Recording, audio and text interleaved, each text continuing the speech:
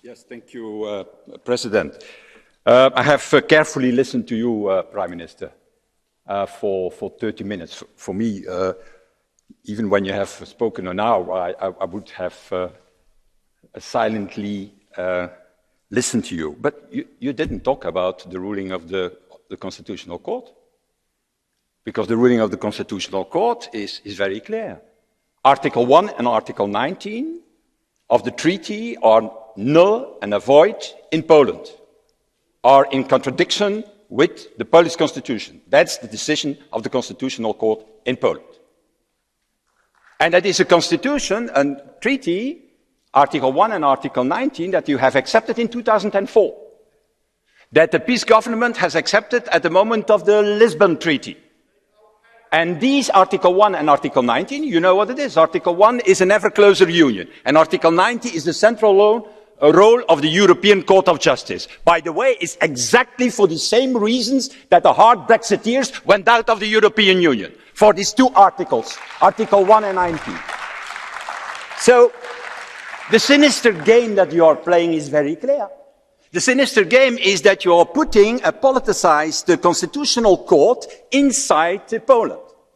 And that politicized Constitutional Court is criticized by whom? By the European Court of Justice.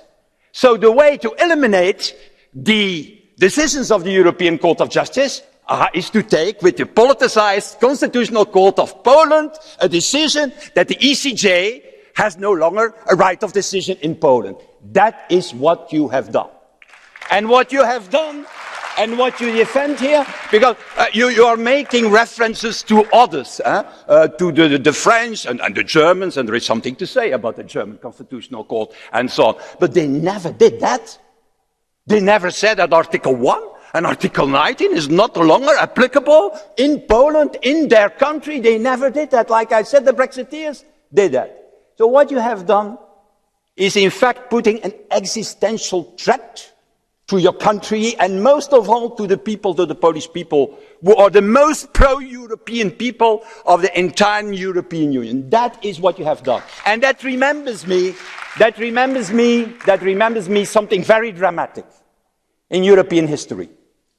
By the end of the 18th century, when a great country like Poland disappeared, a fatal mix of bad governance, of external threats, and the betrayal of conservatives who could not accept a modern Polish constitution at that time.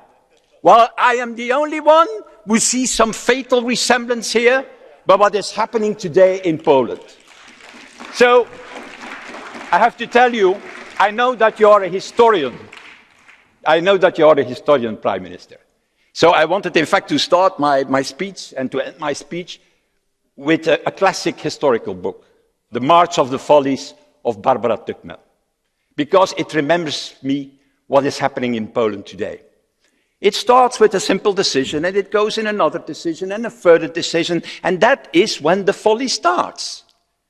It's in fact not people who want that, not the ordinary Polish citizens, it's the ego of big power players who are not thinking what will be the disaster at the end of the story. So my wish, Prime Minister, is please come back to these stupid decisions and end, together with the Polish people, this march of the folly that you have entered in 2050.